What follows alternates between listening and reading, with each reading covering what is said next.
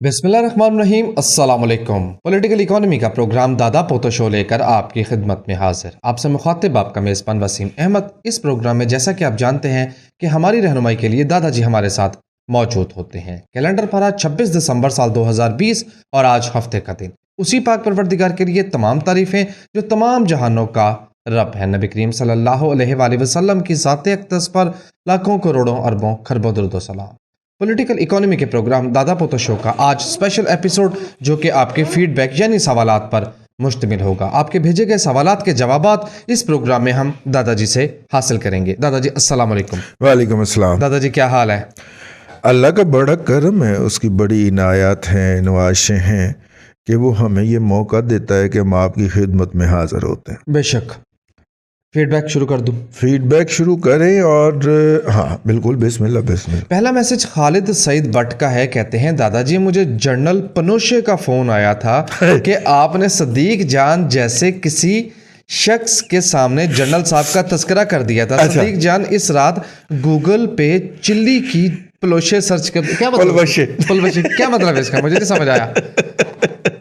पता नहीं व्हाट्सएप की क्या कहना। यार वो मैंने अर्ज़ किया था कि वो जनरल पनोशे का चिली जो था वो दुनिया के अंदर आमरीत और शख्सी आज़ादियों के हवाले से बदनाम तरीन दौर था। चिल्ली साउथ अमेरिका वाला मुल्क। हाँ जी, फिर चिली से भाग के जनरल पनोशे लंदन आ गया। तो लंदन ने आज तक यानी बरतानिया ने आज तक अगर किसी बंदे को डिपोर्ट किया है तो वो वाहिद आदमी जनरल पनोशे है। बाकी किसी सियासी पनाह गज़ीन को उन्होंने कभी डिपोर्ट नहीं की। और वो जनरल पनोशे का जाके ट्रायल हुआ था और ट्रायल के नतीजे में वो बरी भी हो गया था। अच्छा जी। ठीक है, लेकिन क्योंकि उस पर इल्ज़ामात ही बड़े एकेडमिक किस्म के थे तो उसमें उसने वो जाना था, लेकिन वो इंसानी आज़ादियों के हवाले से बहुत बदनाम था। ठीक है, जिस तरह उसने कत्लो गारत गरी की, मुखालफिन को उठवाया, वहाँ की साइबर क्राइम विंग FIA ने, और फिर उनकी लाशें भी गायब हो गई, नहीं मिली। मतलब सैकड़ों नहीं हज़ारों लोग जो थे वो गायब हुए उस दौर के अंदर।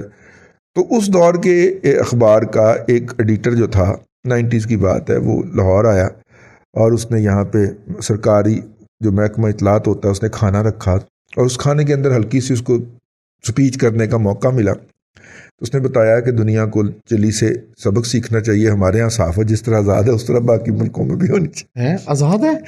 तो हमने कहा कि हमने खैर उसको मेहमान था तो उसकी बेइज्जती नहीं फरमानी थी, नहीं फरमाई। तो जब वो चाय शाय के बाद तो हमने उनसे कहा कि हम आपसे मिलना चाहते हैं कुछ थोड़ी देर के लिए अलग में। जब अलग में मिले और हमने से जाके कहा कि भाईजान खुदा का नाम है, कुछ खुदा का खौफ करो, हमने आपकी वहाँ पे आगे काउंटर नहीं किया, लेकिन वहाँ पे तो ये हालात नहीं है। तो नहीं जी, वो बंदा पूरी तरह कायल था कि जितनी शख्सी आज़ादियाँ उस पनोशे के दौर में जितनी चिली में थी उतनी कहीं पे भी नहीं थी। ठीक है ना? मानता था, ऑनेस्टली मान रहा था, ऑनेस्टली यकीन करता था, ईमान रखता था इसको। ठीक है ना? तो हम अपना समूह लेके वापस आ गए जी। तो होता है, लोगों के अपने अपने नजरियात होते हैं और उसको हतमी नजरियात समझ लेते। दादी खान साहब भी कहते हैं कि मीडिया बहुत आज़ाद है। तो ठीक है ना, वो इसको और भी महदूद करना चाहता है ना। ठीक है, अब वो किस फ्रेंजी में है, किस नशे में है, किस खुमार में है, वो आप उसके साथ उसके नजरियात को देखें ना। वो कहता है कि आप जर्नलिज्म सिर्फ ये है कि मेरी तारीफ की जाए और मुखालफिन को गालियां, और जो मेरी तारीफ, ये वो गालियां कम अज कम है। अच्छा, क्योंकि इससे आगे वो कुछ कर नहीं सकता।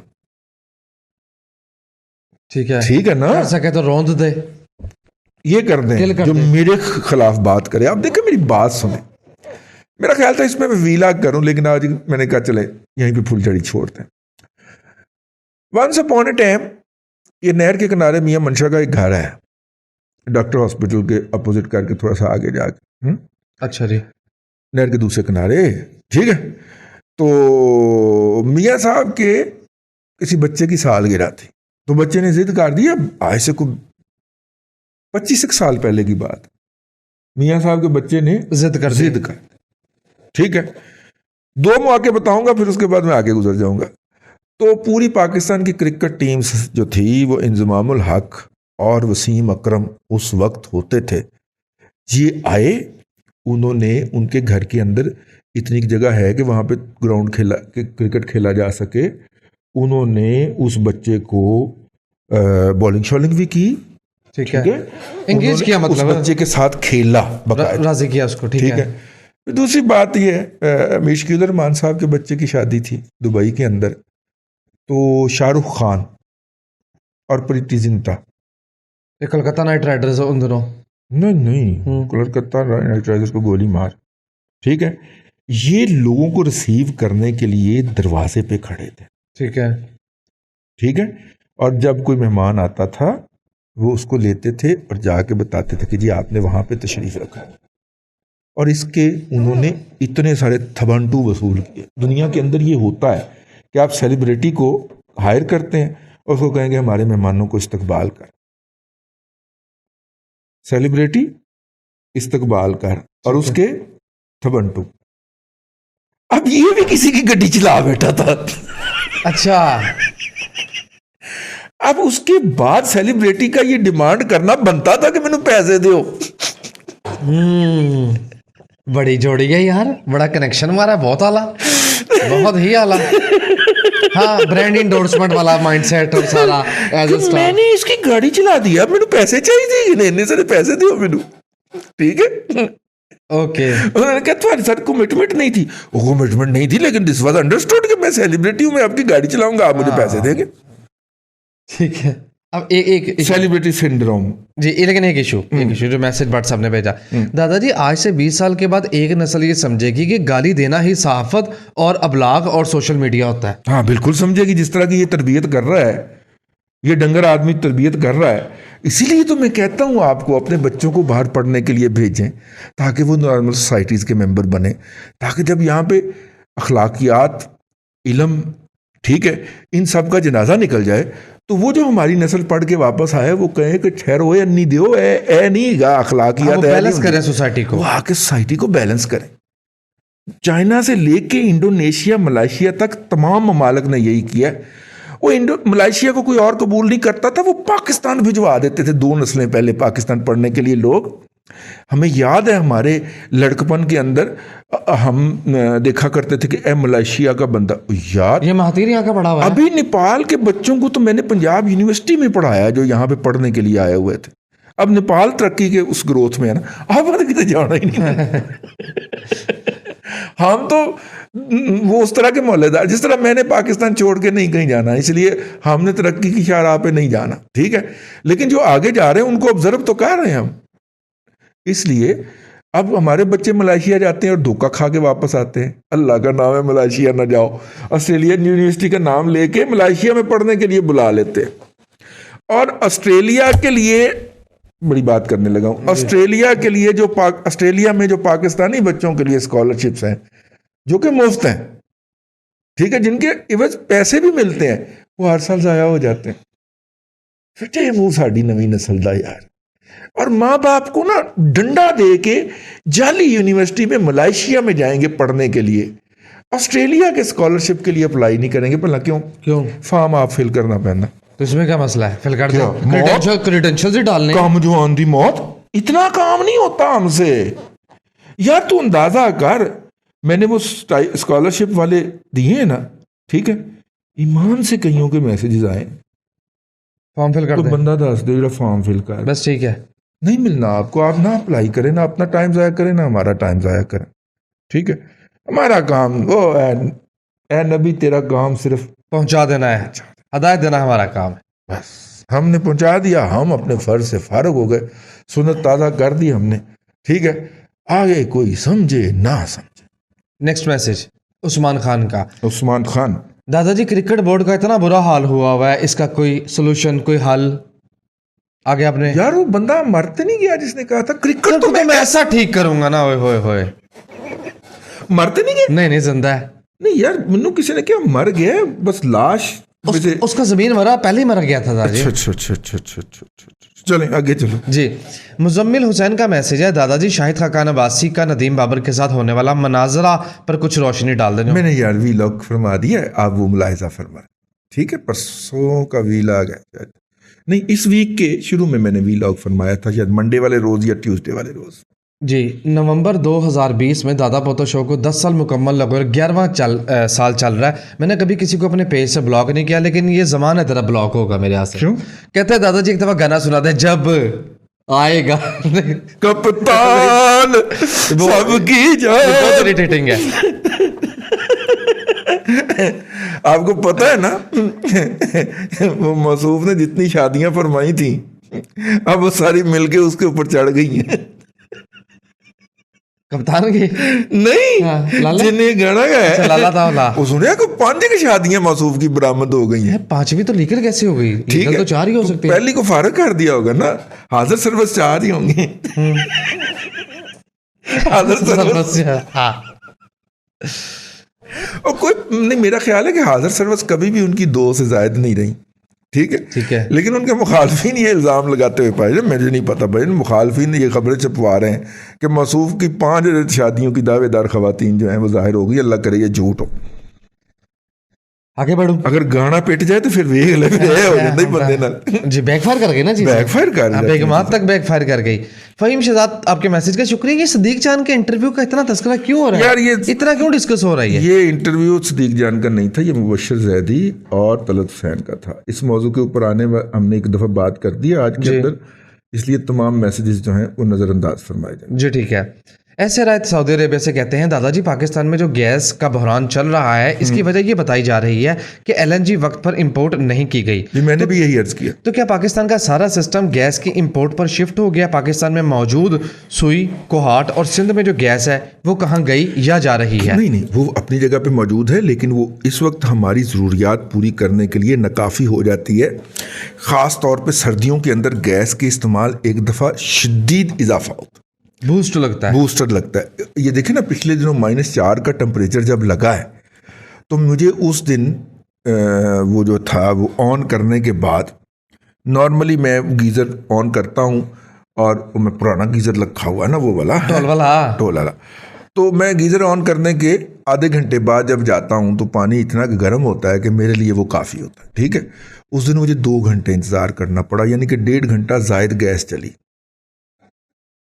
ठीक है, तो सर्दी की शिद्दत में इजाफा होता है। ये मैं लाहौर की बात कर रहा हूँ जो मैदानी इलाका।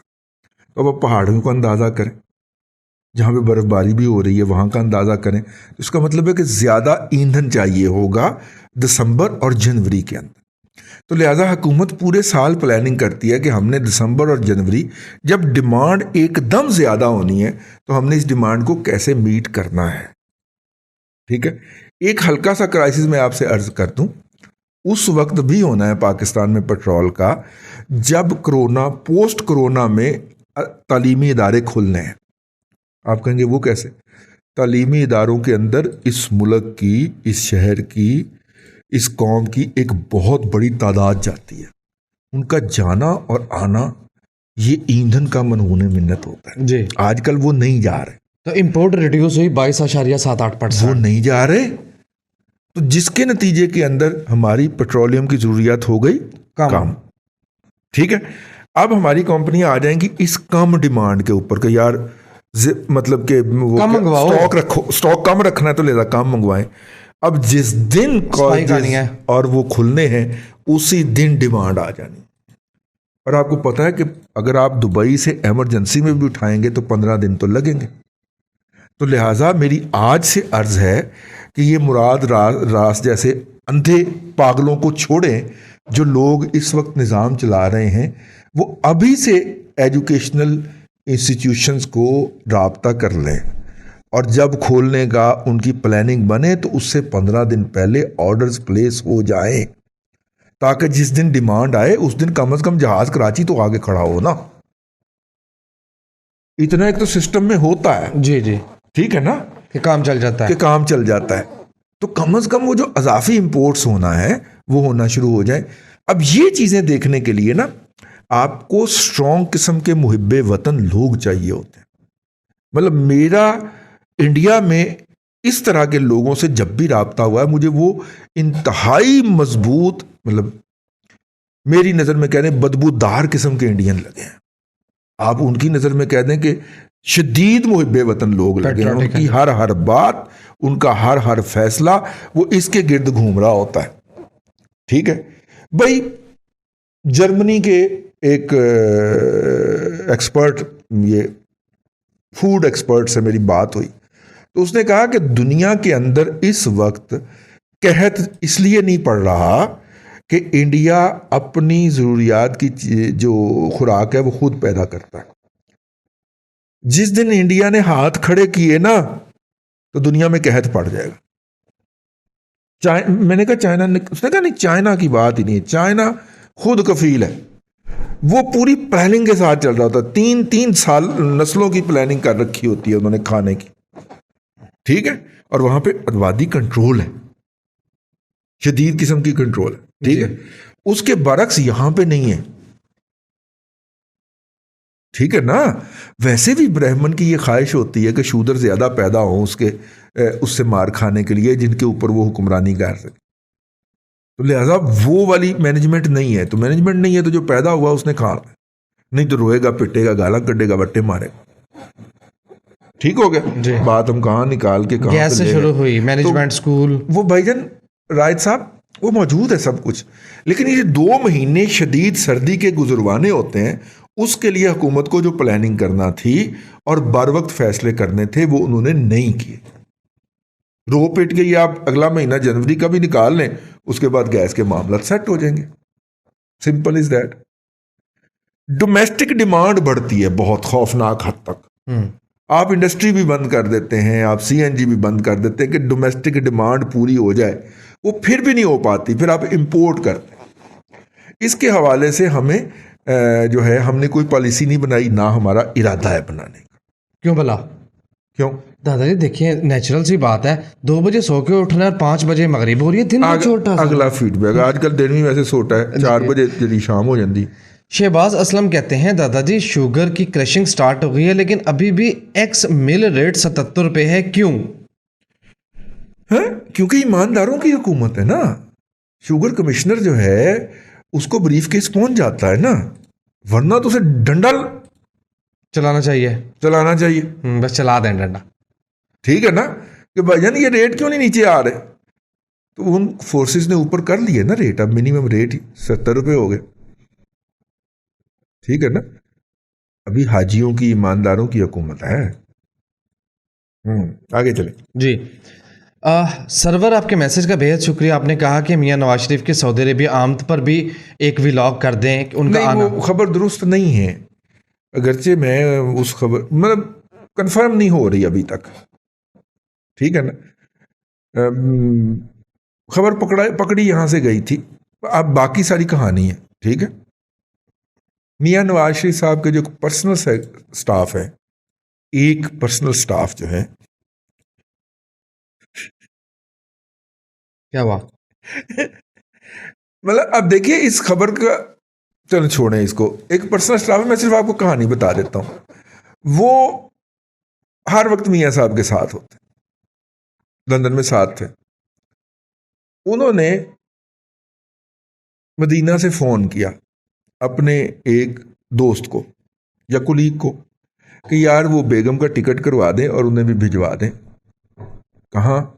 मदीना, ठीक है। उन्होंने कहा कि आप लंदन से कब आए? उसने कहा मैं उम्रा करने आया। तो मैंने कहा चलें बेगम और मैं दोनों मिलके उम्रा करते हैं, ठीक है। हालांकि बेहतर था अकेले ही इबादत करते, उन्हें इतने इबादत थोड़ी कर देनी।